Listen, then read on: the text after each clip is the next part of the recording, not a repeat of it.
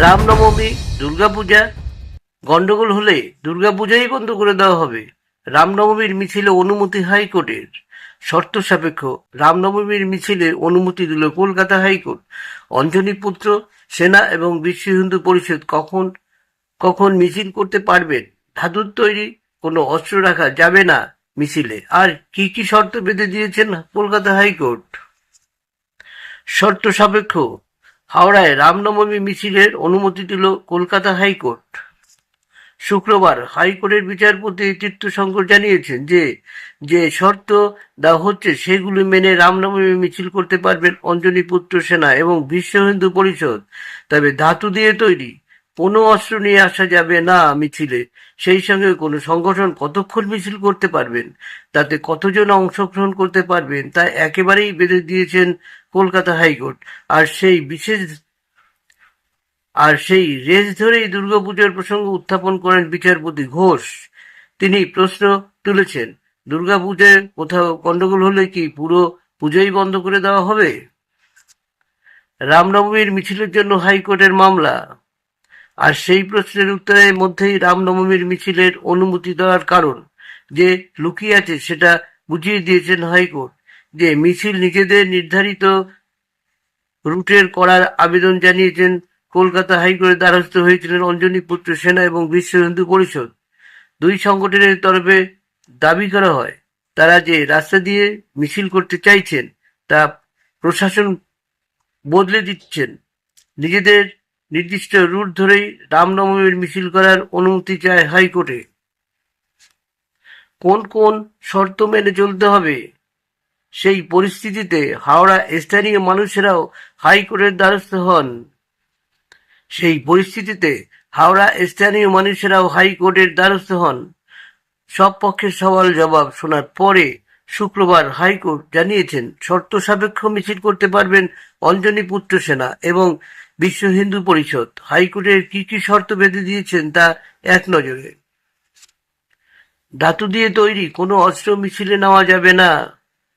অংশগ্রহণকারীর কাছে তার নিজের পরিচয়পত্র অবশ্যই থাকতে হবে। অঞ্জনী পুত্র সেনা সকাল 8:30 থেকে দুপুর 1টা পর্যন্ত মিছিল করতে পারবে। বিশ্ব হিন্দু পরিষদ মিছিল শুরু করতে পারবেন দুপুর 3টে থেকে সন্ধ্যা 6টা পর্যন্ত মিছিল করতে পারবেন। অঞ্জনী পুত্র সেনা হোক বা বিশ্ব হিন্দু পরিষদ, কোনো সংগঠনের মিছিলে 500 জনের বেশি যোগ দিতে পারবে না, অর্থাৎ মোট 1000 জন মিছিল করতে পারবেন। হাইকোর্ট জানিয়েছেন, পিভিসি দিয়ে তৈরি ধর্মীয় প্রতীক আনা যাবে রামনবমীর মিছিলে। রামনবমী কলকাতার ট্রাফিক রেস্ট্রিকশন। রামনবমীতে কোন কোন গাড়ি চলতে পারবে না, যান চলাচলে বিধিনিষেধ জারি করলেন কলকাতা পুলিশ।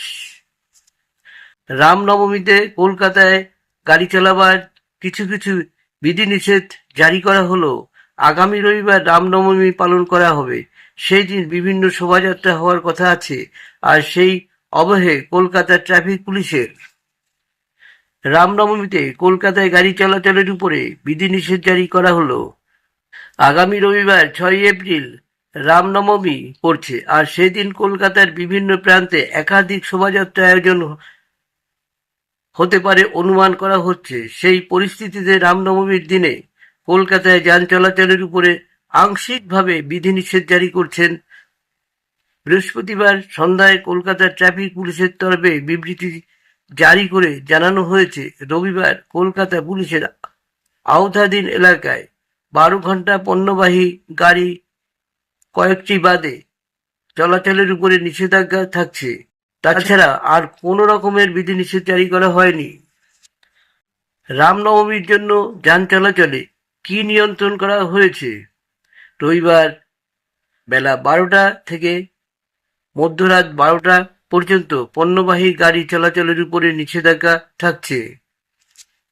তবে সেই বিধিনিষেধের আওতায় থাকছে না এলপিজি সিলিন্ডার, সিএনজি, পেট্রোলিয়াম তেল, লুব্রিক্যান্ট, অক্সিজেন, আনাজ, ফল, দুধ, মাছ এবং ওষুধ বহনকারী গাড়ি, অর্থাৎ ওই গাড়িগুলি চলতে পারবে। 2.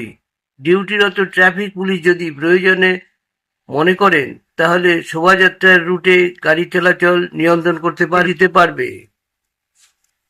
যদি ডিউটিরত থাকা ট্রাফিক পুলিশ মনে করেন তাহলে ফিডার রোড বা অন্যান্য রোডের গাড়ি চলাচল নিয়ন্ত্রণ করতে পারবেন। এবার পুলিশ কমিশনারের নিষেধাজ্ঞা। রামনবমীর শোভাযাত্রায় অস্ত্র হাতে যোগ দেওয়া যাবে না, নির্দেশ পুলিশ কমিশনারের। রামনবমীতে দক্ষিণবঙ্গে একাধিক জেলায় বজ্রবিদ্যুৎ সহ বৃষ্টি।